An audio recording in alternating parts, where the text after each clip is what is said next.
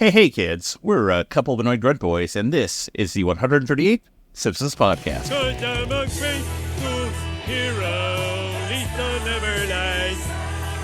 I'm a grateful hero, and heroes never die. I just want to talk, a song way down low. Yeah, I want to talk.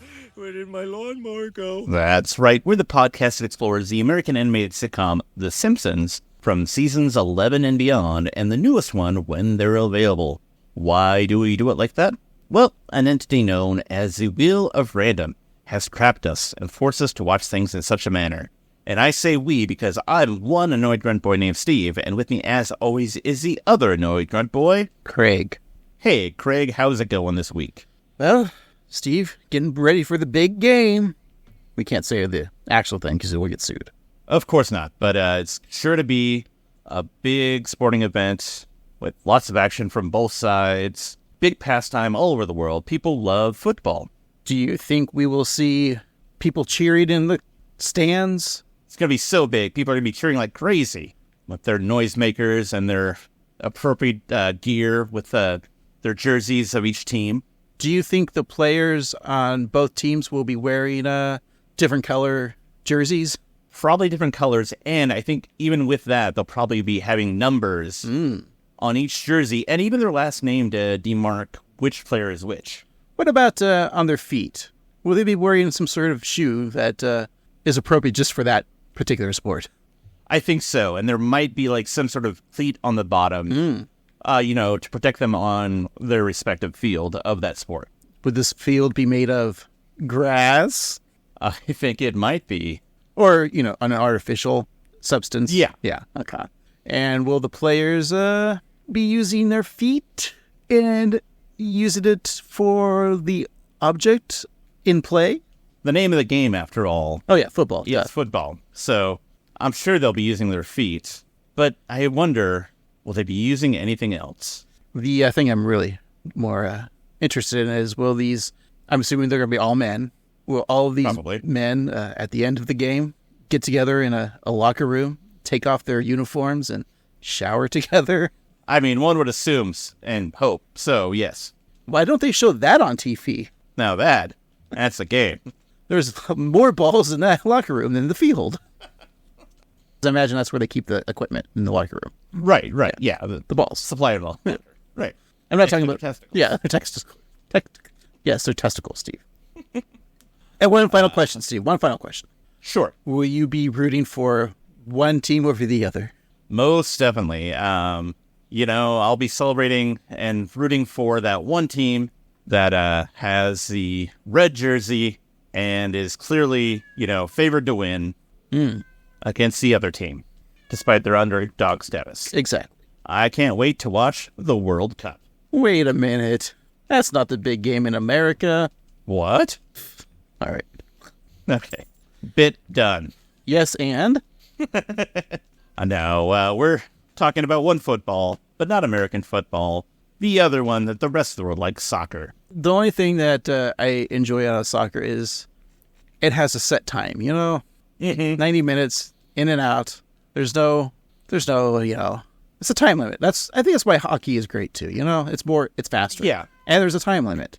And then if it's tied and it goes into the overtime until someone, scores and that a lot of time, and if they don't, the shootout's the greatest thing in hockey, in my opinion. I love the shootout. Shootout's great. They should do shootouts in everything. Like baseball, 9 innings. Oh, well, it's a shootout. So they have to convert the baseball field, the diamond, into an ice rink. The baseball players have to put on some skates and then do a shootout.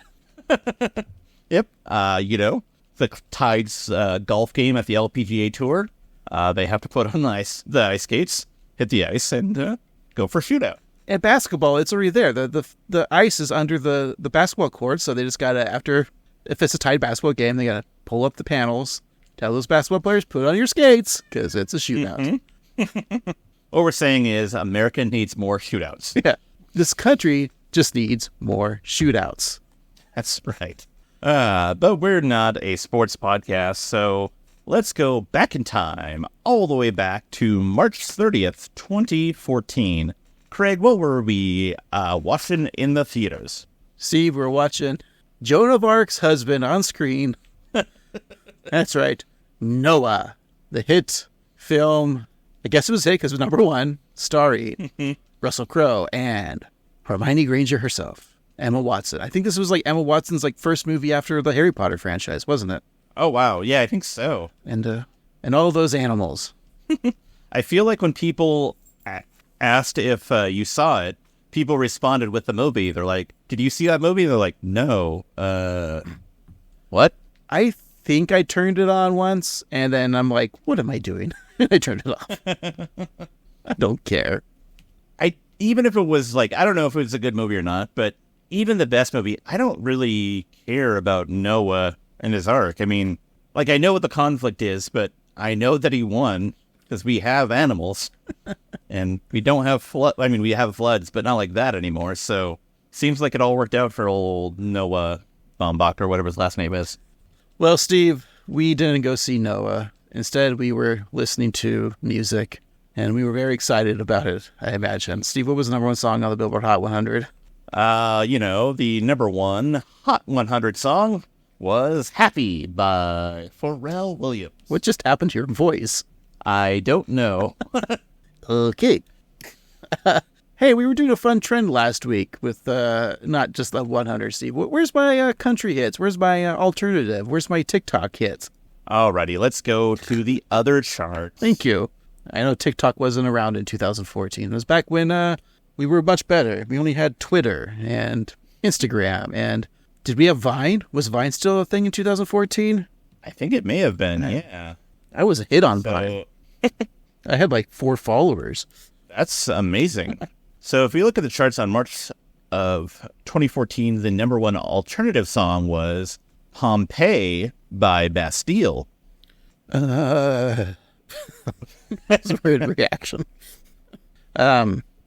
So Pompeii, they were not happy, like Pharrell Williams, because they got killed in Volcano Land. That's right. Pompeii, that's, that trend that was about a few months ago. People like, how often does a man think about the Roman Empire? Mm-hmm. I'm that way with Pompeii, actually. I think about Pompeii a lot. Like, if I see a documentary about Pompeii, I'm watching it. I always think about that one guy who got caught masturbating. Steve. Or wait, is that a different? No, that was me. Oh, that was you. Yeah. Well, it was my I've reincarnated since, but yeah. Oh wow. Me. I was jacking waiting for the next explosion, or you can jack it again. Why do you think I live close to Mount St. Helens? I'm just waiting for it to erupt so I can erupt. The only thing that gets you off. Mount Hood is likely it's an active volcano. When Mount Hood's hood explodes, my hood also will explode. So the number one country song was "This Is How We Roll" by Florida Georgia Line featuring Luke Bryan. Yeah, I think I've listened to all these songs besides Happy. That Happy song, we've played it many times on this podcast, but it's just doesn't make us happy. No. Let's see what we have going on in the Hot Dance Electric songs. Finally. Yes, that's the chart that Craig cares most about, because he loves to get his groove on. Mr. Club, I always call Craig, because he loves to bust a move. And the Baby Seal thing I do. Of course, yes. And of course, he was listening to #Selfie by the Chainsmokers. I've heard of them. Yeah, they're, I think, a couple assholes. I don't know.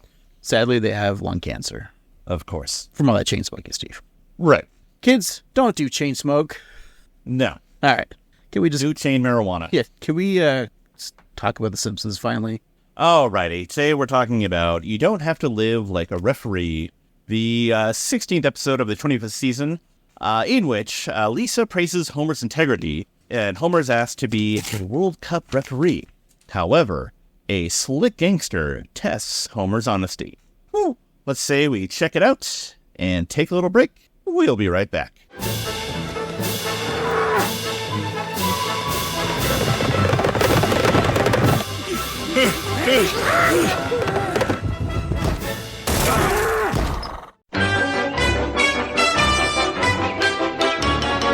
And we're back. Today we're talking about You Don't Have to Live Like a Referee, the 16th episode of the 25th season. It originally aired on March 30th, 2014. It is episode 546 in the show's run. Your nerd code is SABF11. It was written by Michael Price, directed by Mark Kirkland, and your showrunner is Al Jean. All right, Michael Price. The last episode, Steve, we reviewed of his was I.E. Bonnie Romance, our 253rd episode. That was the one with Karen Gillian and David Tennant. Yeah, Willie gets married, right? Mm-hmm. We were okay on that episode. Like, it wasn't our favorite. We were just kind of mid, I believe. I believe you're correct, yeah. We were just saddened that, while Karen Gillan had a good role, we felt cheated with David Tennant. Mm-hmm. I've been rewatching a lot of Doctor Who, Steve, as I've probably mentioned on the podcast. And I just missed that man. He was so good. And then I'm talking about David Tennant as the Doctor. And then I forgot Good Omens season 2 dropped a while back, and now I'm watching that, and I think he might be one of my favorite performers, David Tennant. Oh wow, yeah. I need to get into Good Omens because I've been reading Sandman, and I've also been checking out American Gods, the book by Neil Gaiman. So I enjoy his work. So I think I might enjoy Angels and Demons. Do you enjoy Sandman, Steve? Do you enjoy Mr. Sandman bringing you a dream every night? I do. I know this isn't a dream podcast, and I know no one likes to talk about their dreams, but I literally had one of the wackiest dreams, and I'll just leave it at, apparently I was picked to be the Republican nominee for president. And I think my running mate was Sydney Sweeney. Oh, this all makes sense to me. I mean, not a political podcast, but when I think of you and Sydney Sweeney, I think Republican. Look, she's from my home state of Washington. That's true. We could both be on the bill, although she might be too young, right? She's not 35 or older, 34 or older. No. She's probably, 24? I think so, yeah. So. Yeah. All right. Well, instead of Sydney Sweeney, it'll be Sidney Poitier. They call him Mr. Poitier. What's that? Oh, he's dead? Okay. How about Sidney Crosby? Can Sidney Crosby be vice president? He's not American. God damn it. What about Sidney Pollock? Is that a person? I think you're thinking of Kevin Pollock. That's Kevin Pollock. I was going to say, or Jackson, his father. Yeah. Sidney Pollock, yeah, that's a person. But we're actually... I really was thinking of Kevin Pollock, though. That's like Sidney Pollock. He can just do impressions of Christopher Walken.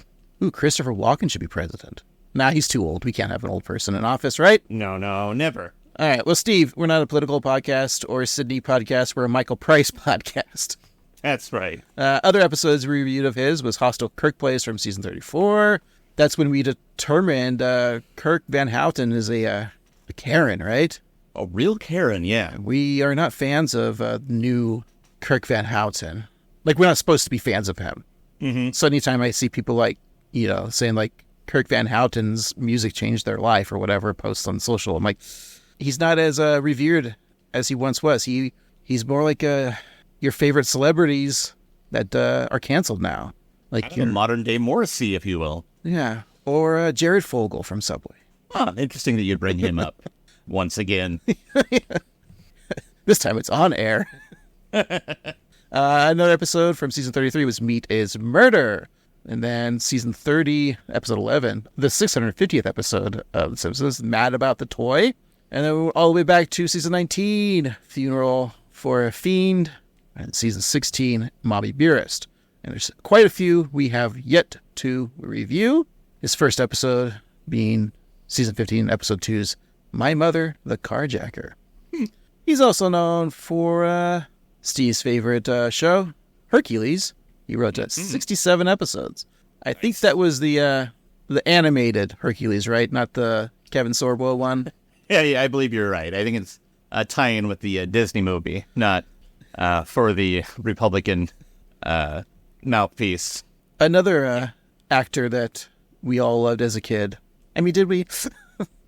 I mean, of the shows that were like that, I watched plenty of Xena, but for different reasons. Yeah, for the writing. Exactly, and the strong feminist point of view. Yeah. And Lucy Lawless, who could fly, right? Yeah, exactly. Xena can't fly, and Lucy can't. No.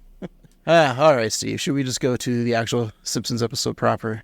That's right. And we begin with a title screen in which we have Homer as king-size Homer in his moo-moo flying across the screen. And he's flying much like Lucy Lawless can. Did you wish we were watching that episode? Ah, yes. That's a great episode. Never get to watch them. Nope. Well, Steve, there is a couch gag, and the Simpsons are running through the streets of Pamplona, Spain, as several couch bulls chase after them. Once the Simpsons reach the couch, a bull slams Homer. No, not the cuckold kind of bull, Steve. And he takes his spot on the couch. That's a lot of fun. I imagine that the running of the bulls is probably problematic and probably not looked on with such reverence nowadays. Steve, it's all right. You can put down bull running as an inhumane sport because it is. Okay, good. I don't think anyone's going to come at us. Like, I don't think big bull running is going to get us canceled. I just feel like it is kind of a weird thing. They should change it, instead of... Yeah. I know he recently passed, but... Thinking the exact same thing. Richard Mall, a.k.a. Bull from Night Court, should just run around chasing people. Yeah, the running of the bull. Or how about... I have it better, Steve. Everyone could get behind this. The running of the bull. It's a dude wearing a giant bong costume. Mm-hmm. And if you catch the guy in the bong costume, you get to smoke weed. Oh, I like this. Yeah. Smoking a bowl. That's what it means. All right. That makes sense to me. Or how about running of the bowels? Oh, it's just I feel that often. Yeah. Okay. That's great. All right. Let's begin our episode. Fine. And it begins, as it always does, at Springfield Elementary, where there's an assembly entitled The Meaning of Freedom, and attendance is mandatory. It's a very funny wordplay there. It is really good.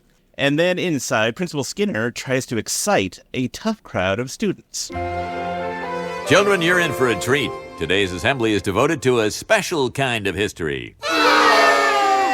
Living history.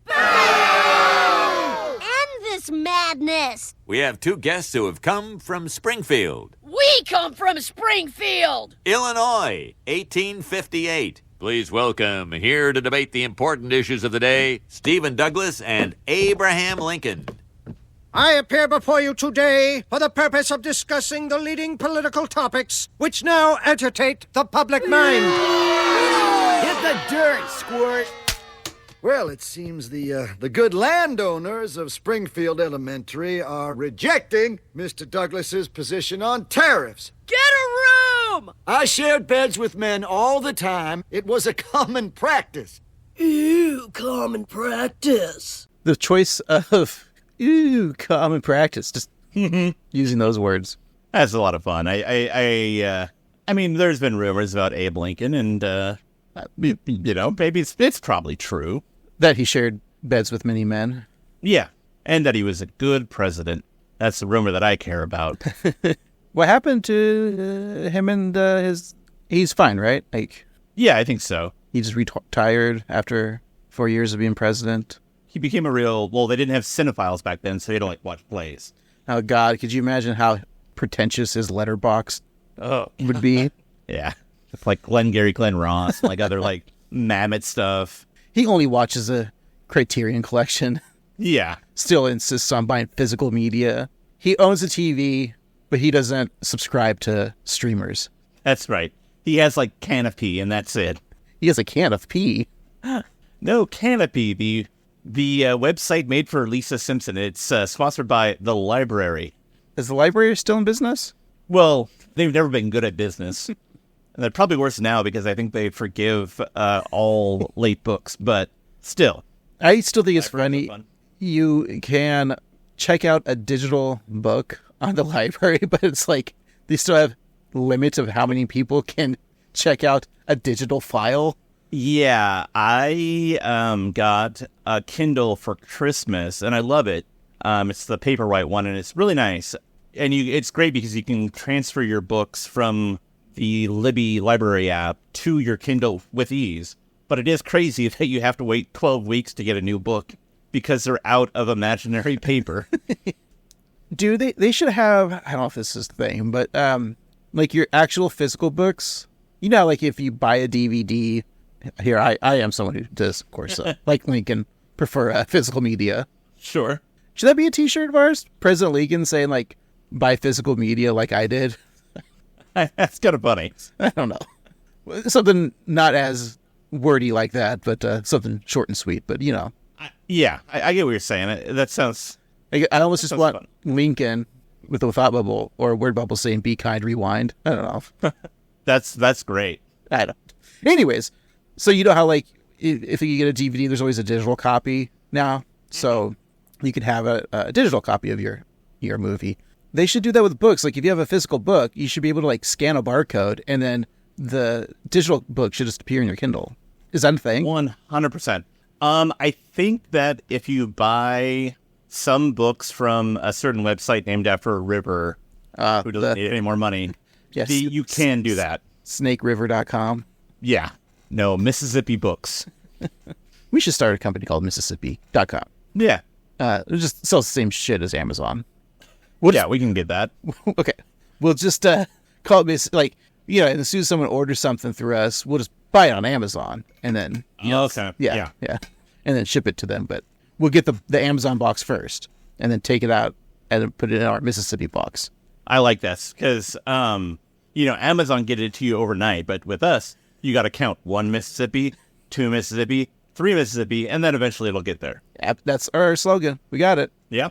But yeah, because it'd be great. Wouldn't it be great to just go through like your library of physical books and be like, you know what? I want this Hugh Hefner autobiography on my Kindle. Yeah. Because, you know, you just masturbate to the words. Exactly. I put on my silk scarf or silk robe. Well, who knows? Maybe he had a silk scarf. You could have a silk scarf. All right, Steve. Hey, The Simpsons. After that clip, the children begin to throw things at the mock debaters, such as crumpled paper, pencils, milk cartons, and mailhouse.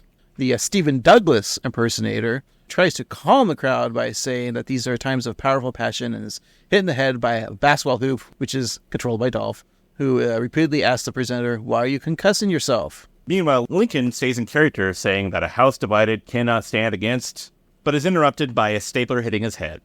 He then says that he also plays Frankenstein, although really he's Frankenstein's monster. Right.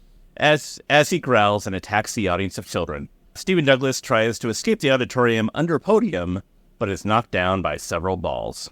Well, Steve, the daily fourth gradian newspaper covers the incident with headline, "Abomination. Lincoln assaulted in Board Theater." Who's writing these headlines? They're really funny. They should get a job on Simpsons. Yeah, I agree. So with the photo of good old Honest Abe there choking Bart as Nelson is about to attack him with a wooden plank. Look, if Abe Lincoln can choke Bart, Homer can choke him too. I agree. So another article reports that Lunch Lady Dora calls for calm, featuring a pic of the school cook wielding a cleaver. The third article delves into the presenter's costumes with the headline, "Deposit Forfeited" on top hat. And a final article on the front page shows Superintendent on way to yell at Skinner. Now, I don't think we need to do this, but I did see that they wrote actual paragraphs for each headline, and they're actually kind of funny. They mentioned that Dora describes herself as a tough cookie, and then she's seen things really bad, not even the Friday chili leftovers, and then talks about how the old stovetype hat is an authentic piece of history, and its value was estimated at about a Google billion money presidents, as quoted by hat enthusiast Ralph Wiggum. And then also there's a thing about superintendent on a way to yell at Skinner, in which they report that there was a poll, and 30% of students polled said they wouldn't want to be Principal Skinner right now, and then all students polled said they wouldn't want to be Skinner at any time. So if you ever want to pause it there's a lot of fun stuff. But as reported in the Daily Fourth Gradian, Chalmers does yell at Skinner, saying that he has 7 other principals, and he's never yelled their names, not even once. He asks Seymour what the children lack, and Skinner responds, well, certainly not a caring superintendent. And so Gary Chalmers laughs coyly at the compliment, and then explains what the kids need and how they'll get it.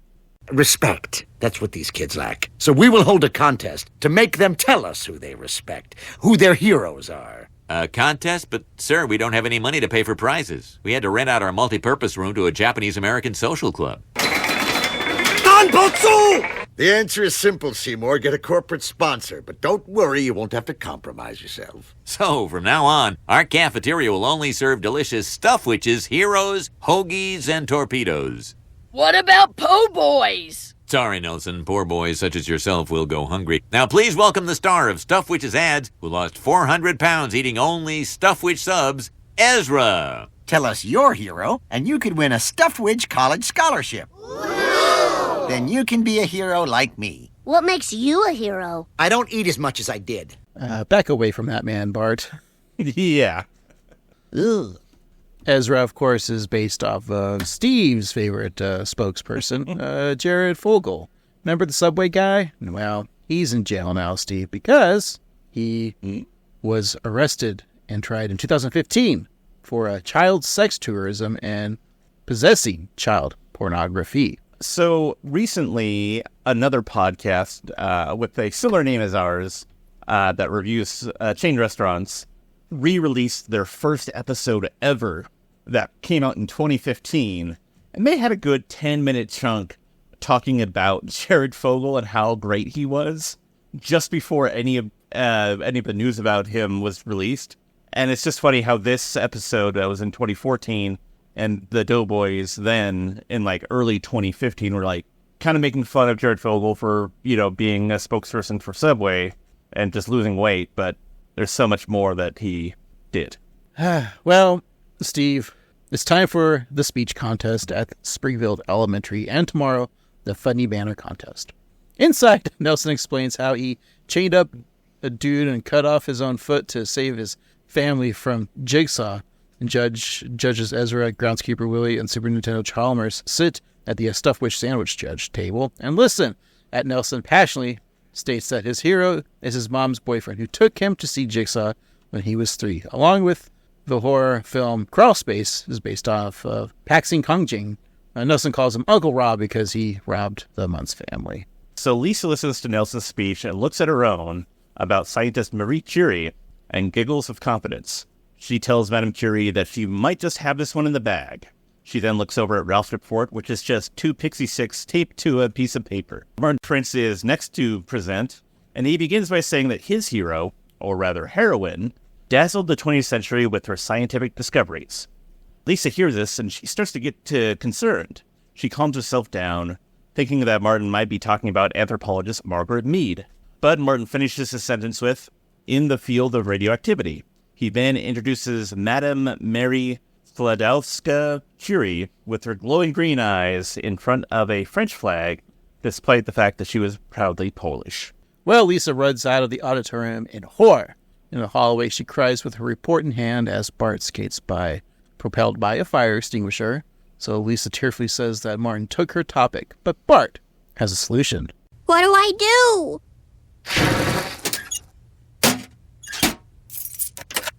Oh, just make a speech about Dad. Everyone does that. Everyone does that with good dads, but with our dad, it's like climbing Mount Everest. You either plant your flag at the top of the world or get frozen in agony forever. Either way, hell of a show. People, please. Martin has left the building. He had an orthodontist appointment. Okay, Dad's my hero. Why is he my hero? Steve, who was your hero? Oh boy. Batman? Maybe your hero should have been someone like a scientist. Batman's a scientist. I thought your hero was like Joe Madden. Joe Montana. No, it's Joe Madden. He runs a hardware store. Just a great guy. Steve Madden. Good shoes. No, I believe in me. I am my own hero. I think the bit with, that kind of Elvis-y music playing in the background and Skinner saying, Martin has left the building because he had to go to orthodontist appointment. Fun. I like it. Yeah, good times. So Lisa thinks for a moment and then has various memories of Homer being less than heroic as David Bowie's Heroes plays. So we have Homer eating a pizza in the shower. Homer using his hammock as a slingshot to hurl empty duff cans to the Flanders' yard. Homer sitting in his underwear on the couch in the TV display of a big box electronics store. And Homer falling asleep, duff in hand, in Maggie's crib. Once again, getting his foot stuck between the bars. So over the PA, Principal Skinner tells Lisa that she has 10 seconds to get to the podium. Suddenly, Ezra is standing next to Lisa, chowing down on a Stuffwich sub, saying that he's allowed to eat those, and so Skinner then welcomes Lisa to the stage, and she was last seen in near tears, not in them, and Lisa begins her new speech. My hero isn't famous, Loser. isn't rich, Pathetic. and isn't in any history books. He makes me sick. He's my dad. What? He worked 2 jobs to get me a pony. He started me playing the saxophone you all love. And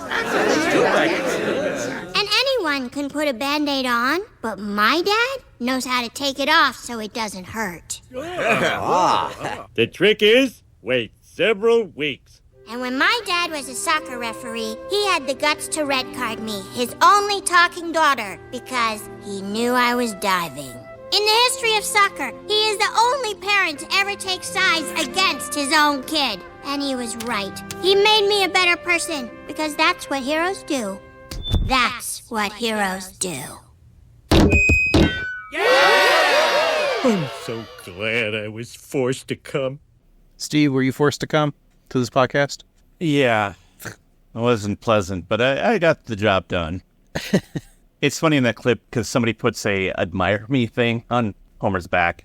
Also, some fun references to previous episodes, like Homer, working 2 jobs while she had a pony, giving her the sax, and also this is Homer being a referee, and he also was in season 18's Marge Gamer. I was to say, I don't remember that, but we probably haven't reviewed it. We have not yet. So that actually happened. That's a reference to an episode where she did get a red card from him. Yes, I perused the episode, and that's what it seems to be all about. Well, eventually, Steve, we'll have to review that episode, but not now, Steve. That'd be weird if we just started reviewing another episode in the middle of this one. Mm-hmm. We'll have to do that one of these days. We just get so bored of an episode. Yeah, all right, let's just review that episode instead. The Superintendent Chalmers, in his Stuffwich shirt, announces that it's a tie between Martin and Lisa, and therefore there is no winner, and the money will go back to the school's general fund. He will, however, put both speeches online behind a paywall. Chalmers then instructs the crowd to fold up the chairs and stack them. I have visceral memories of that now. Just, you're in an assembly, then they say fold up your chairs and stack them. I remember doing that. Yeah, don't you pay people to do this? People to do this? Yeah. Come on. And then, to make it worse, as you put a chair down, they're through the what are they called, carts or something. Some kid would throw a chair on while your hand is still there. Oh, and, yeah, kids are the hurt worst. So much. Yeah, I hate kids. Let's ban them from this planet. I'm okay with that. Hey, I am the Republican frontrunner, so I can do what I want. That's right. And that's the Democratic frontrunner. I'm not going to do anything about it. All right.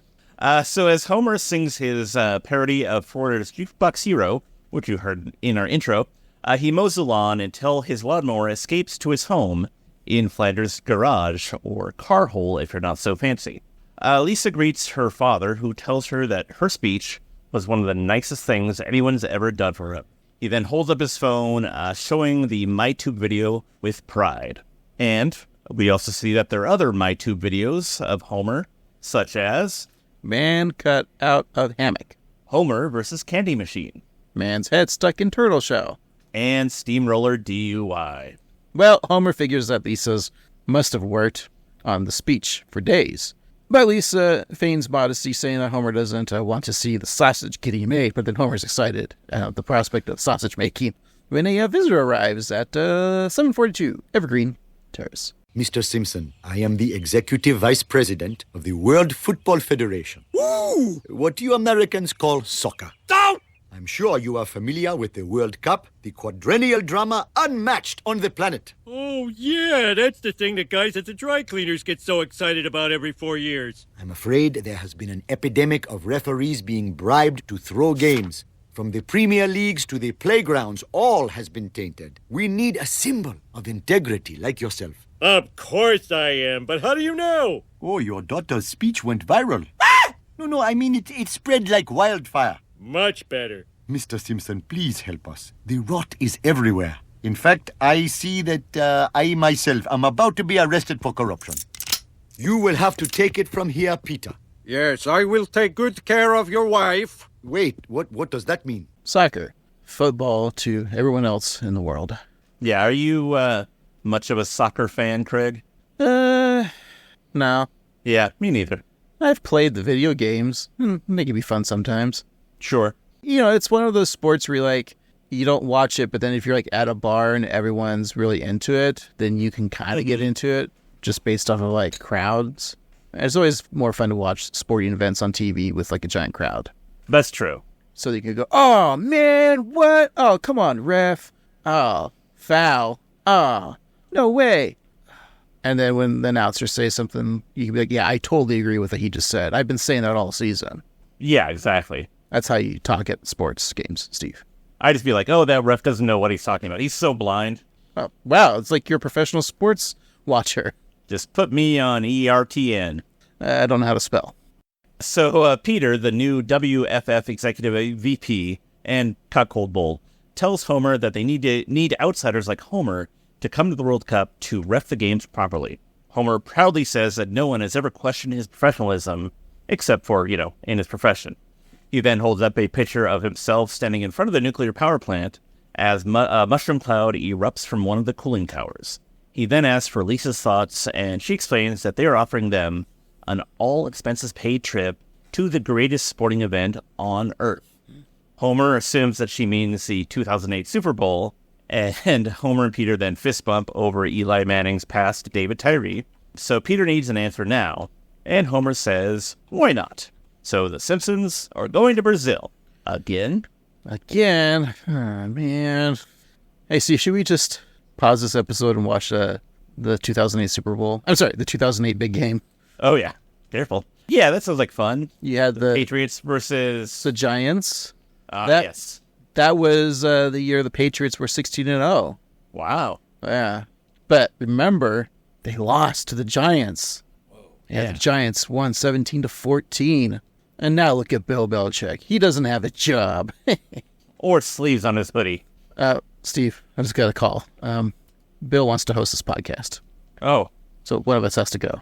Well, Craig, No, Steve, no. I'll do it. I'll take one for the team. Oh, no, I'm happy to go. I mean... No. He's all yours, Bill. He's going to yell at you. And I know. or just have one-word answers. That's all he does, Don't you forget, the halftime show was Tom Petty, The Heartbreakers, which, of course, the song is a reference to a Tom Petty song. That's true, yeah. And it all comes together. And he was in an episode of The Simpsons, too. Yeah, and he's dead. That's also true. That was a shocker, right? Like, Tom Petty died? Yeah. It sucked. It sucked that he didn't get the reverence that Prince did. Yeah. I kept saying to myself when he was still alive, too, eventually I'll go see a Tom Petty concert. That's probably one thing I'll do in my life. He'll probably come into town and go to the amphitheater, just hang out on the lawn and go to a Tom Petty concert. That was very something I would have done, but no, now we can't. It's a bummer. I always forget about Tom Petty, and then I hear his music, and I'm like, oh, Tom Petty's great. I should listen to more Tom Petty. Wait, is this this is an episode of It's time to move on. It's time to move on, Steve. There you go, with The Simpsons. Aboard the Air Brazil plane, Homer reads the instruction manual of the Footmaster Soccer Ball. Bart tells Homer that they got a free trip and that he should just slack off and cash his check like he always does. But Homer responds, saying that the sweet girl in 12D would disagree. And they look over and see a grumpy-looking older woman in a bright dress, and Lisa pops up behind the woman saying that she switched seats since the woman's TV didn't work. The woman is excited to watch her premium HBO with great shows like Hung, Bored to Death, and Enlightened. And then she just kind of says, meh, and doesn't watch them. Which one was, I know Hung, because it was based off of me. Bored to Death is all the reviews we get for this podcast. And Enlightened is the only one I'm not remembering. That one, I don't remember either. I know that Bored to Death was Jason Schwartzman and Zach Galifianakis in the Jonathan Ames-based... The writer Jonathan Ames, produced it. Right. And I meant to check it out because I like the work of Jonathan Ames, but I never did. But yeah, I don't know what Enlightened's about. No. Marge, meanwhile, takes out a tablet to work on the Tower of Babel language app. This episode is sponsored by Babbel. Learn a whole new language in just a few weeks. Well, look at you using approved electronic devices. To try to avoid any misunderstandings in Brazil like we had the last time, I'm learning the language. Olá, Hola! eu amo o Brasil, Eu amo Brazil! o que é país encantador. Will you please turn that off? It's annoying the hell out of the flight crew. I was just trying to learn the... Everyone thinks they can learn our language on the plane. Do you know how disrespectful that is? All right, just for that attitude, turbulence. Well, we asked last week if they were going to talk about their trip in Brazil from the Blame It on Lisa. And Marge does. So yeah, at least they're aware of it. Right. Which, of course, we have yet to review. Or did we? And someone just lost the files. I think we both lost the files and we did the episode also. No, we haven't reviewed it, Steve. Okay. If you want to know some inside scoop of this podcast, you could tell people at parties. You can say... You go to parties to talk about us? Yeah. You say, the Annoyed Grunt Boys' first episode that they ever recorded was Blame It on Lisa, but they lost the files, so we'll never hear it. That was supposed to be our very first episode. Man, imagine a world where that was our first episode. Like, maybe everything would be different. We'd be, like, pulling in merit numbers and giving our potty awards. Yeah, but instead we started with everyone's favorite episode, Dial In for Nerder. That's right. That one that everyone talks about and remembers. Yeah. So we see an image of a soccer ball with the World Cup Brazil logo. It's then kicked by a random foot, which then explodes with a blast of confetti. Live from Sao Paulo, it's the World Cup Round Robin Group F opening round.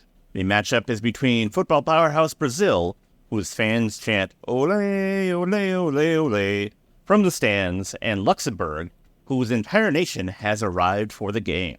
Over in the landlocked Western European country, Snake Jailbird carries a sack full of euros, saying that he has to hurry since he has 998 square miles to rob. One soccer announcer introduces Brazil's greatest master of the fake injury, El Divo. So El Divo high-fives his teammate and then grabs his own knee in agony, falling to the ground. He stands up unhurt, and the crowd cheers wildly, while referee Homer calls to play human foosball before driving the ball and blowing the whistle. Have you ever watched those videos online of the soccer players totally faking an injury, like falling down?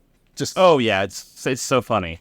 And you'll see videos where guys are like, he's in his face yelling at him, and like his nose touches his nose, and then he falls over, and I guess he got on a stretcher or something. It's hilarious. It puts wrestling to shame with the bad acting. Yeah. I'm glad in America we only watch the real football. Yeah. Yeah. Where the injuries are real because they get CTE. Yeah. So the game begins, and after some hot soccer action, Brazil maintains an insurmountable 1-point lead with only 28 minutes left to play. In the audience, a nun removes her habit to reveal a skimpy green bikini. Now let's take a moment to hear from the announcers. It says here, Homer Simpson was recruited for his honesty and utter disinterest. How did he get those shorts on over that arse? Rumour has it they employed a team of pullers. Brazil wins it, and a fairly called match it was. In choosing Homer Simpson, the World Cup has made its goal!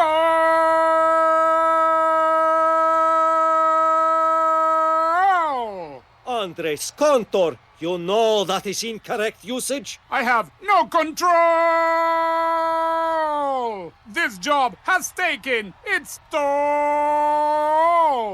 I feel like the long goal joke has been done a lot, and it might belong in joke jail. And so it's like, at first it's like, oh, this belongs in joke jail. However, I think the fun use of the rhyming and the job taking its toll, I don't know, I kind of enjoyed it, so maybe Andreas Contour is free this time. But watch yourself, announcer. What do you think, Craig? I agree the first thing you said. Joke jail all the way. All right, well, the jury has spoken, because, Craig's your peer, because he announces things, and so do you, Andreas Counter, so I guess you're going to prison. And I'm going to say this, Steve. I'm a very annoyed boy about this, Steve. Like our namesake, I am actually annoyed. Oh, wow. Ah, yeah. Never play that clip again for me, Steve. Fine. I'm going to play it right now. No. All right. Well, Steve, in a fancy restaurant, Marge attempts to order food off the menu in the native Portuguese, but struggles. Homer receives some kebabs and quickly deep throats one, pulling out with all the meat gone and the veggies intact. It's pretty impressive, Mr. Simpson. Yeah. So, as he offers all the veggie skewers to Lisa, she wonders how he did that, and Homer simply says that the stomach wants what the stomach wants, and then he burps loudly. So he steps outside for some fresh air and then appreciates the skyline, saying that the only thing that keeps him from living there is that fish that swims up your pee stream. To him, that's a deal breaker. I remember like when that news came out, it was just like I'm never swimming in nature again, like only swimming pools. Right, because it was so scary because it goes up your urethra, and that sounds frightening. Yeah, it's like I don't want. Remember that episode of The Boys where like someone goes up a dude's dick? Oh, you don't watch The Boys, do you? No, but maybe I will. Like he's like the version of like Ant-Man, and he goes up a dude's dick, but they're like sexual partners, and like he was doing cocaine before because they were doing fun stuff, right? Mm-hmm. And he still has cocaine on him, and he sneezes inside the dick, so it like explodes the dude because he like gets bigger, Oh yeah, that old trope. Yeah, so that scares me. That like I don't want Ant-Man, Paul Rudd shrinking down and go inside my penis. Oh, I think that Paul Rudd could get anywhere near my penis as he wants. Like America's lovable guy who never ages. He's the sexiest man alive for a while. And he owns a candy store. I think I've heard that. Yeah, he owns a candy shop with what's his name? The guy from Walking Dead, Negan. Oh. Can't think of his name. That's not Norman Reedus. No, that's Norman Reedus owns a company that doesn't build showers. He just looks like someone who's never showered. And yet there's a video game called Death Stranding in which you play Norman Reedus and you get to shower all the time. Really? It's weird. Yeah, you're it's like kind of post-apocalyptic, and you carry a baby with you who keeps you alive somehow. And you go to these stations, and then you piss, shit, and then take a shower. And while you shower, your genitals are covered up for an ad for the motorcycle show that he was on. It's a very weird game. Guillermo del Toro's in it. It's weird, and I put in like 30 hours, and I still have no idea what's going on. And I don't know if I recommend it or not. It's very stressful, too. I'm kind of thinking you just had a fever dream, and you're describing that to me right now. That's very possible. Enough of this malarkey, Steve. All right, so Homer is then greeted by a man in a dapper suit and fedora who would like to congratulate him on his fine officiating. Homer appreciates the compliment, and he says that he's still surprised that the yellow and red cards don't represent mustard and ketchup. The mysterious man says that Homer's disbelief will fade in time, but for now, he would like to know just how incorruptible Homer really is. Well, another man arrives and opens up a suitcase in front of Homer, and a beaming golden light shines from the suitcase, much like Pulp Fiction, right? Yeah. So heavenly music plays, but then the man in the suit realizes that he just left his cell phone in the case, and he receives a call from his mom. Below the phone are several piles of Brazilian real. Homer rejects the bribe, saying that the man doesn't know the new Homer of the last few days at all. As Homer walks away, the man in the suit says that he'll get Homer.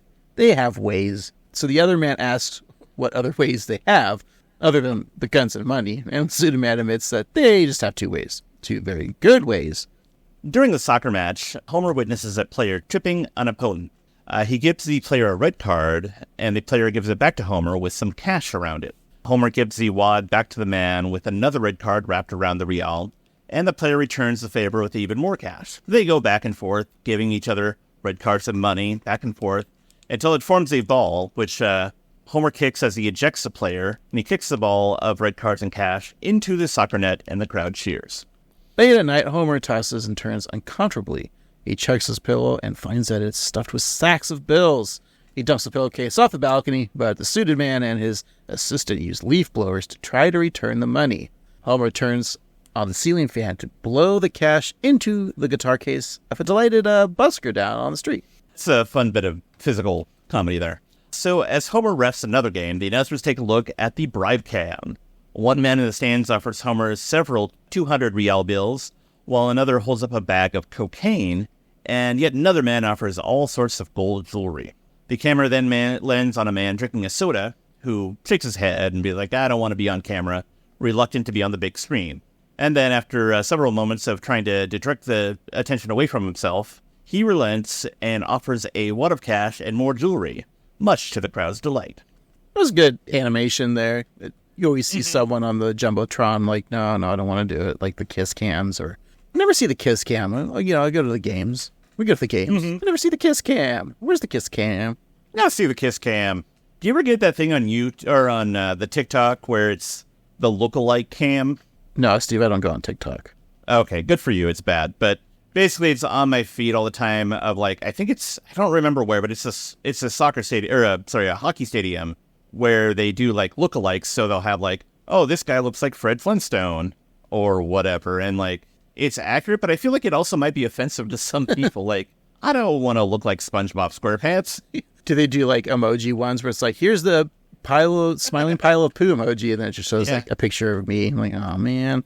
Well, he is a piece of shit, so. My favorite is, I've seen those videos before, but my favorite is still the, it's like, oh, this is the cast of The Office. This guy looks like Michael Scott. And then like, it finally goes to like, this person looks like Jenna Fisher. And then it is Jenna Fisher. Oh, that's the best reveal.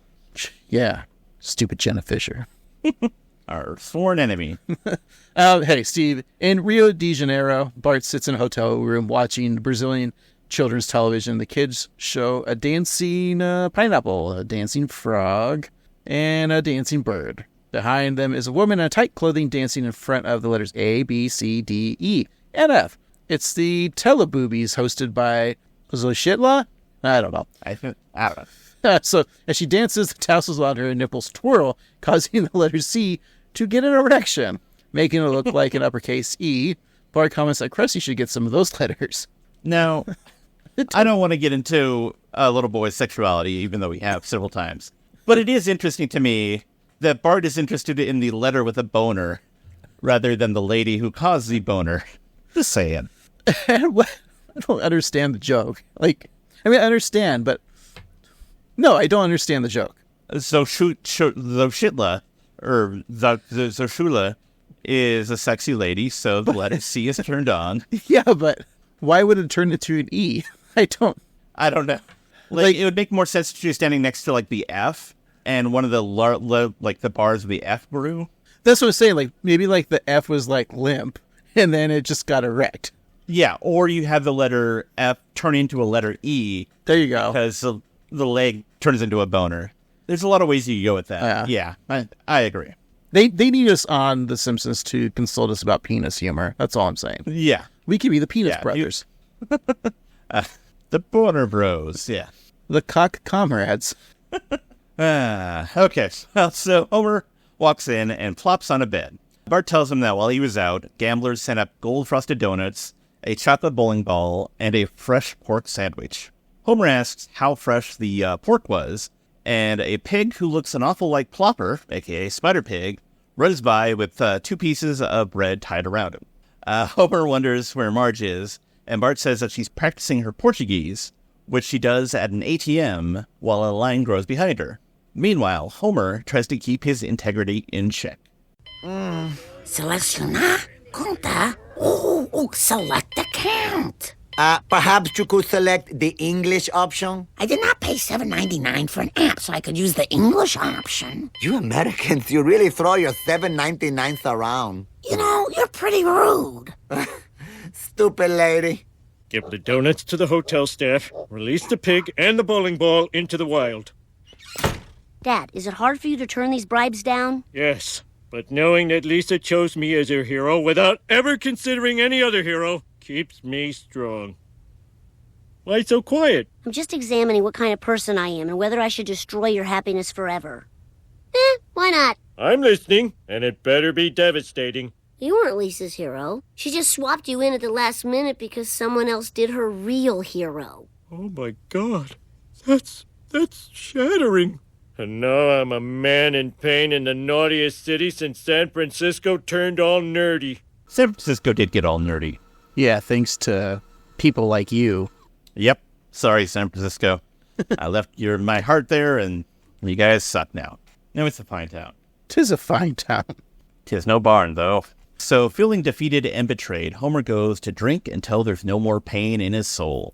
But first, he's going to eat off someone else's room service tray that was left in the hall, much like Taika Waititi. As Bart remarks that his father is a broken man, Homer goes for a tray in front of the door across the hall.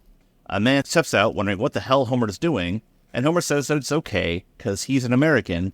So the man's like, okay, and then goes back into his room.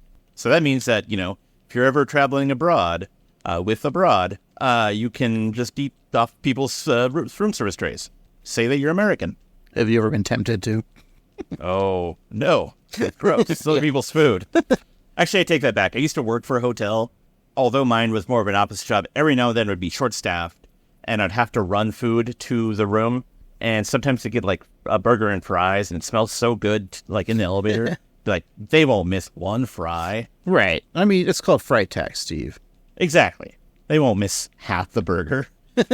They won't miss beer that goes along with it. So you just put down an empty plate. Mm-hmm. All right. That works. It's a diet option. Because we used to work at a pizza place, and you never worked the one where they had actual sit-down restaurants. It's always weird when people would, like, come and eat pizza, and then they'd leave, like, 3 slices untouched, and, like, don't take it to go. And then...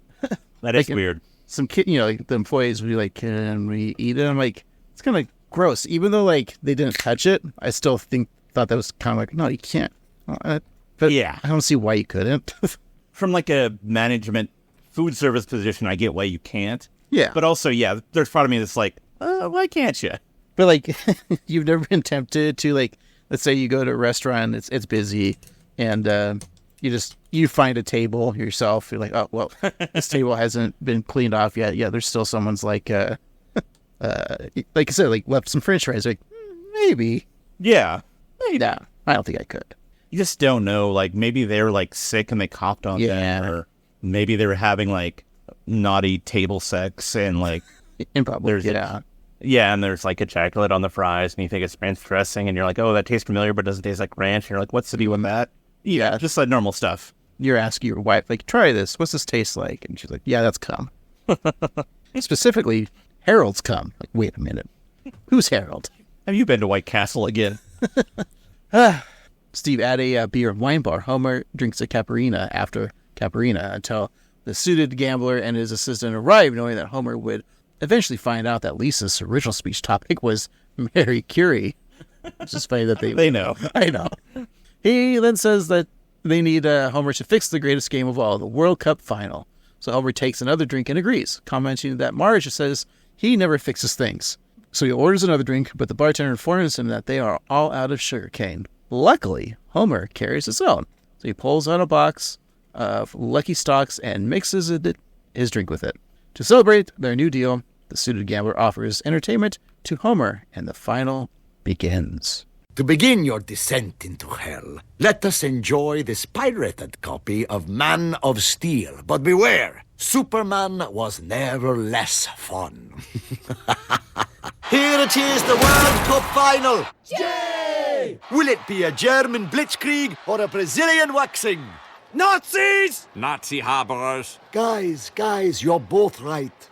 All right, just so there are no misunderstandings. You make sure Brazil wins, and we give you $1 million. If I bet it, I could double it. But on who? You know that Brazil is going to win. Oh, thanks for telling me. I was going to tape it. Remember, I'll be watching. Wave a Brazilian flag so you stand out in the crowd. Don't do it, Dad. Don't cheat. You're a funny one to tell me about deception. A couple things in that clip. First of all, I like that the dry cleaners are back in Springfield cheering, like Homer mentioned. But Man of Steel, is that like, has Superman never been less fun? You've not seen Man of Steel? Believe it or not, I don't think I have. I really do believe it. Yeah, it's the least fun Superman. It's Dark Knight-ified, Okay. I mean, it's also the one where Kevin Costner, star of Yellowstone. Oh, yes. He plays Pa Kent. He's like, yeah, don't save these people. Like, don't save me. Let me die. And he's like, okay. But now that universe doesn't exist anymore that Zack Snyder created. Sad. Now we get to look forward to James Pistol, a.k.a. James Gunn. Yeah. To bring Superman back, we got a whole cast of characters and actors playing those characters. That's what movies are, Steve. Yeah. I've seen movies. Well, Steve, Lisa apologizes for not making Homer her first choice, and then admits that she had her doubts about using her father at all. Homer responds with some honesty of his own. The drawing Lisa made of Homer when she was 3 was far from perfect likeness. Lisa shouts that Homer put the drawing on the fridge, but Homer states that it was pity-fridged. Lisa takes a step back, saying that she understands that her father is hurt. She adds that when she made Homer her hero, he lived up to it more. Homer became the hero she always thought he could be. Wow. So the father and daughter hug, and for a moment, everything is right with the world. Then Homer remembers that he's about to double-cross some gangsters. Homer calms his brain by telling it that if he dies, he'll be doing what he loved the most, trying not to get killed. Well, at the final, the teams are tighter than 2 dogs on a summer morn. So as the announcer reports, there's no score, and even the slightest pebble could start a landslide. El Divo falls in the box, leaving the announcers and the crowd to wonder if Homer will award a penalty kick to Brazil. Homer stands over El Divo and ponders what he should do. In the stands, the gambler shouts to give him the penalty, but Lisa cries out, "No penalty," saying the player dove. Homer thinks for a moment and says, "No penalty." The crowd boos, and the gambler replaces his giant foam figure for a giant foam gun. Oh. So medics carry off El Divo on a gurney, and Homer repeats, "No penalty." Lisa smiles, giving her daddy a thumbs up. At the funeral of El Divo, mourners gather as they bury him, and Homer, once again, still in his referee garb, says no penalty. Back on the field, the announcers say that the game, along with 2 hours of funeral time, is about to conclude, and the winner is clear. And with Germany the victor 2-0 in an unprecedented display of rectitude and stubbornness by one Homer Simpson. I've never seen the Brazilians so depressed.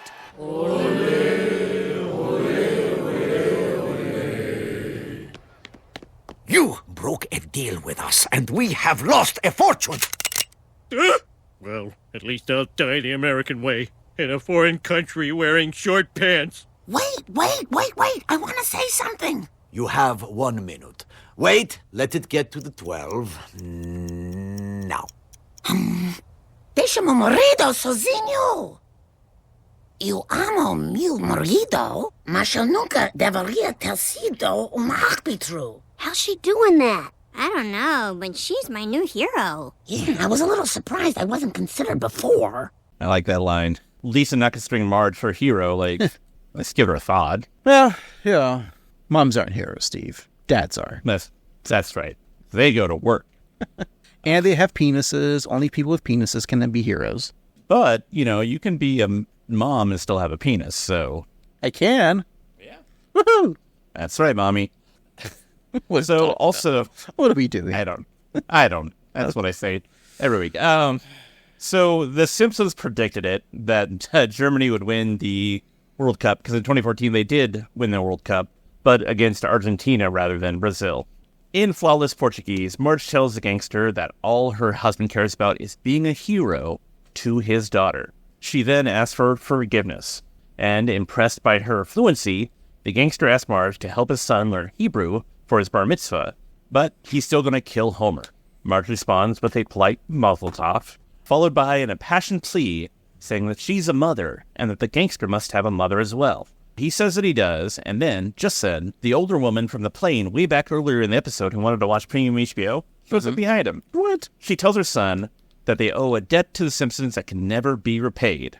The gangster thinks little of the deed, just switching seats on a plane, but his mother reminds him that it is a 15-hour flight after all, and then she slaps him. The gangsters let the Simpsons go free.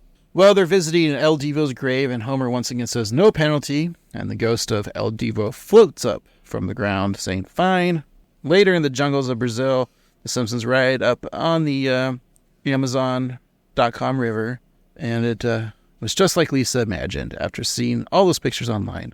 Homer's never seen anything so beautiful, but what he's seen is a rainforest being cut down to make room for a Krusty Burger. So on the Krusty Burger site, The titular clown/burger spokesperson says that he can finally get locally sourced monkey meat. Mr. Teeny then traps 4 monkeys in a cage. Krusty hands Mr. Teeny a gun, telling him to take care of part 2. Mr. Teeny agrees, cocking the gun. He then tells the encaged monkeys to play dead until the clown comes in the cage, and then start biting. And that's our episode. We did it. We did it. That was You Don't Have to Live Like a Referee. I think we should take a break, think about what we just saw, and we'll come back and talk about it. Sure. Alrighty. We'll be right back.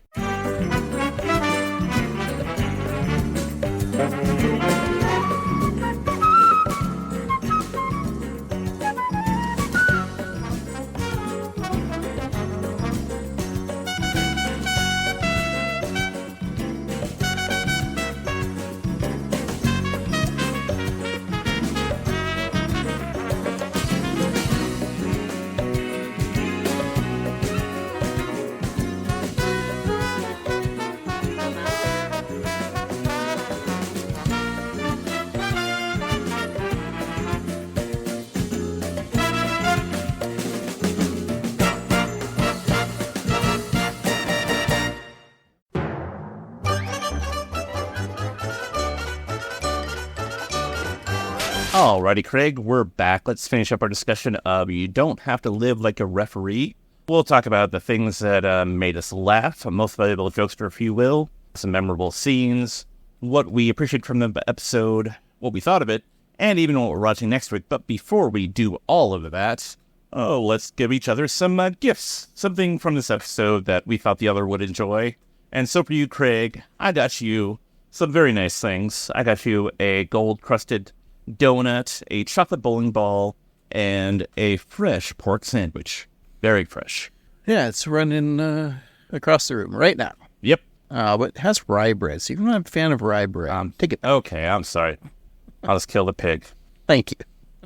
I wrote a report for you, and it's just about a pixie stick, so there you go. Here's 2 pixie sticks. Oh, thanks, Craig. That's it. I appreciate it. That's all you get. Yeah. Alrighty. What made you laugh from this episode, Craig? What'd you like?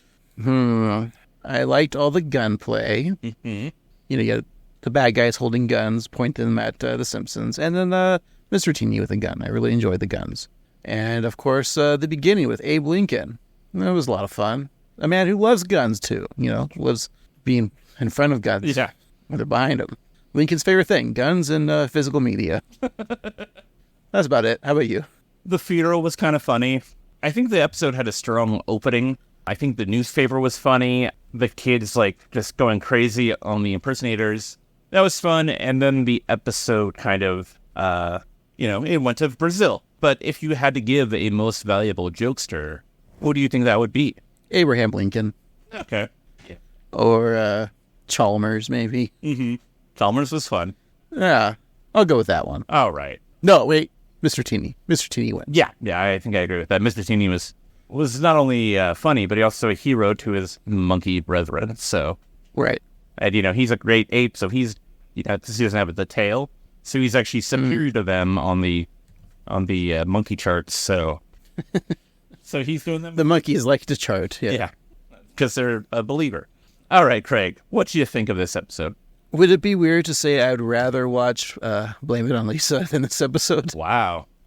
The first Brazil episode? I mean, that's your prerogative. Yeah, okay. I am Bobby Brown, after all. Of course. I was you two confused. Didn't have fun with this. I was kind of bored with it. Mm-hmm. I didn't think the story was that strong.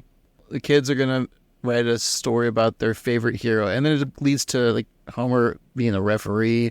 I'm all for, outrageous, goofy-ass Simpsons, storylines, but this one just felt similar. Were they trying to make up for the episode where they go to Brazil? But then it also is let's kind of call attention to the FIFA scams that they were, doing, or because they're kind of like a horrible organization, right? Yes, they are. Let's talk about that and Homer's integrity. Didn't find much in this episode to enjoy. It felt like a lazy parody of something. I think you're right. It started off strong. I enjoyed the beginning. Act 1 was good, but then I think just going to Brazil and the soccer stuff, I don't know. I wasn't rooting for anyone in this episode. I wanted them all to get shot, die. You and your guns. Yeah, well, I am the Republican nominee, so I got to start talking about guns. If I gave this a ranking, look, Jared Fogle, he was only sentenced for 15 years and 8 months, Steve. He's got like another, I don't know, it was like 2015. He's got what, another like 6, maybe 7 years tops. Mm-hmm. And then when he's out, we can have him on the show. He can co-host with Bill Belichick. Yeah. We'll have a new podcast. So out of 15 years and 8 months, I'll give this episode 6 more years. That's fair, I think.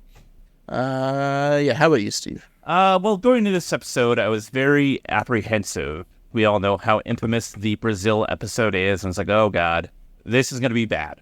And then I watched the beginning of the episode with the assembly with the Lincoln and Douglas, and the kids being pissed, and like, I thought that was fun.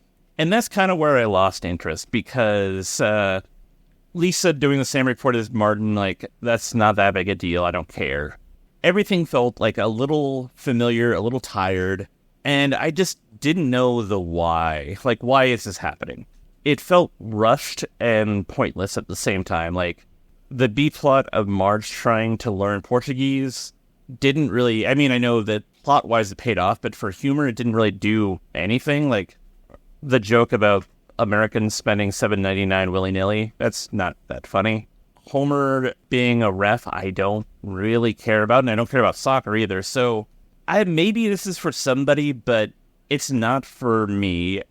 If they were trying to be like double down with like the monkey meat jokes and like trying to even like go further with Brazil, first of all, I don't know why you'd need to do that. Like, I don't know why they have a vendetta against Brazil, but regardless, it's just whatever. It doesn't like affect my interest at all. So I will say that it wasn't as bad as I thought it was going to be, but also it wasn't good. I just felt like this was a very meh episode that just didn't really do much for me. And I'm thinking that maybe this is also like 2 episodes after Diggs. So maybe 25 is just not my season, but I would say that this is probably a skip. If I had to give a ranking, so the Tom Petty song, Refugee, which the title is kind of based on, got to number 15 on the Billboard Hot 100. And so I'm going to give this a 200 out of 200, but that being the worst score because in Billboards you want to go higher, not lower. So, yeah, not good. But it made the chart, so that's something. So, did you like the episode or not? I couldn't tell from that. I'm going to say it's a skip for me. Oh, wait. I was hoping you liked it so we can fight. Yeah, I mean, I wanted to like it really bad. Like, going into it, I was like, okay, this isn't so bad. But after about the second watch, it's like, I was bored, and it just felt tedious to write notes about it, and I was like, I don't want to do this. Yeah. Well, Steve, you have to keep doing it. That's right. Oh, we didn't give our Nelson rating, by the way. We've stopped doing that after this episode. Yeah. I'll give it a... Yeah, I think it's solid. All right. There's our Nelson rating. Oh, and can we do a Charles Nelson Riley rating? Sure. It's just me with like smoking a cigarette with giant glasses. Match game. That's all I'm doing. That's right. Match game, specifically match game 78. Right. Not 77.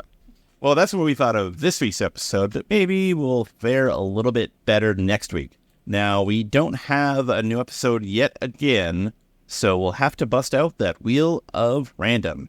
So why don't we give it a spin to see which season we're in? Boop.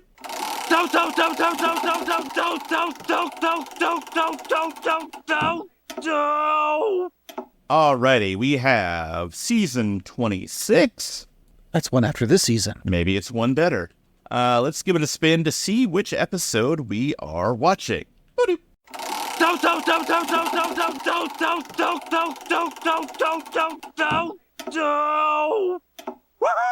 All right, season 26, episode 8. Craig, what do you think the title of that episode is?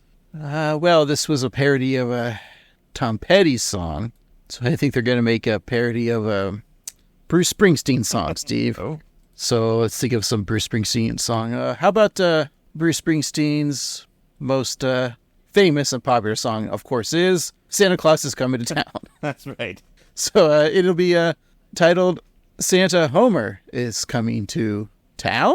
Well, it did air on November 23rd, 2014, so it could be an early Christmas episode. However, that's not quite the title. It is entitled Covercraft. Covercraft. So it'd be like Lovecraft? Is that the parody? Or Hovercraft, maybe? Or Kraft Macaroni and Cheese? Ooh, yeah. So I have to guess what Covercraft is about? Yeah. All right, I think Homer is mad at Marge because she steals all the covers at night when they sleep. Oh. Because Marge sleeps naked, right? So she's always cold. Yeah. So Homer crafts a new invention that his and her blanket, where it's like Venetian blinds or something like that. So the blanket you could pull on it and like winds up in the middle, so you pull more blanket out. Yeah, that's his invention, and he goes on Shark Tank, but it's called like Piranha Pond because it's the Simpsons. They don't use Shark Tank, right? And he becomes a millionaire because of his new craft, the cover craft. That's what he calls it. And in the B story, Lisa and Bart discover what it tastes like to eat Santa's Little Helper's dog shit. Okay. Well, you're so close. A midlife crisis has Homer taking up the bass guitar and forming a cover band with other dads, but the band's success is threatened by the breakout potential of one of its members. And in the B plot, Lisa and Bart try to find out what Snowballs 2's feces tastes like. No, they discover it, Steve. They don't find it. They discover it. Yes, that's right. They discover it. Okay. Remember how we're like, this episode reminds us of like a story that's already happened. And then now you just talk about Covercraft. And he's had a barbershop quartet and a grunge band. And now he's doing another band. Yeah. And now, so we know that Lisa plays the sax. Bart plays the drums. Homer plays the bass. Like, why don't they just start a band? And Marge plays the vacuum, of course. Of course. Do you have any memory of this episode? I kind of have a vague recollection, but I think a scene maybe in a garage, and they're a garage band. Yeah. I'm going to assume Kirk Van Houten is part of the band. Maybe Apu. And let's say Skinner? Yeah. Oh, it says with other dads. No Skinner. Okay. Don't look it up, Steve. Let's guess the band. Okay. I'm going to say, what's his other dads? What if it's Curdy? Is he the one with the kid? I sleep in a drawer. Yeah, that's Kearney. It's not... Yeah, Kearney. Okay, so Kearney, Homer, Kirk, and Apu. That's who I think is in the band. All right. Who do you think's in the band? I'm going to say Wiggum. Oh, he is a dad. Hibbert. And... Martin Prince's dad. Okay, and what do they play? So Martin Prince's dad plays the sousaphone. Okay. Hibbert plays the guitar. And Wiggum, he seems like a drummer. Okay. And for your guys? I'll go with Kearney on drums, Kirk keyboards, and Apu mandolin. Ooh, nice. So we have a mandolin, a bass, keyboards, and drums. And I have a sousaphone, bass, guitar, and drums. Yeah. We know how to make bands. We're good at this. Oh, yeah. We're a regular Colonel Tom. Who wrote the episode? That's Mr. What the Fuck himself, Matt Selman. Wow. Yeah. Friend of a podcast. Well, I guess friend of a podcast. You're right. I'm I guess looking forward to it, Steve. Yeah, I mean, it's got to be better than what we watched this week, so that's something. Can we go home now? I guess so. Hey, okay, kids, thanks so much for listening. Always a pleasure. And if you want to reach out to us, please do. You can contact us on the socials, like your Instagram or your Threads or your YouTube at 138Simpsons. And hey, you can always email us at 138simpsons@gmail.com. And leave us a voicemail. Just go through the show's notes, click on a little button that says leave a voicemail, and you can do that. It's fun. We want to hear from you. And leave us a review on Apple Podcasts or whatever podcasts you listen to on Spotify, maybe. Leave us 5 stars or the equivalent, but you don't have to write a real review. You can just tell us your favorite soccer point. And hey, if you want some great merch, go to tpublic.com/user/annoydruntboy. Check it out. We've got all kinds of fun stuff that you can check out and some great prices too. So that is wonderful. So tell a friend, tell an enemy, tell everybody that you know. Yeah, do that. Do as Steve says. Don't do what Donnie Don't does. That's right. So for this week, I've been Annoyed Grunt Boy Steve. And I've been Annoyed Grunt Boy Craig. And remember, hit the dirt, squirt. And I shared a bed with Mini-Men.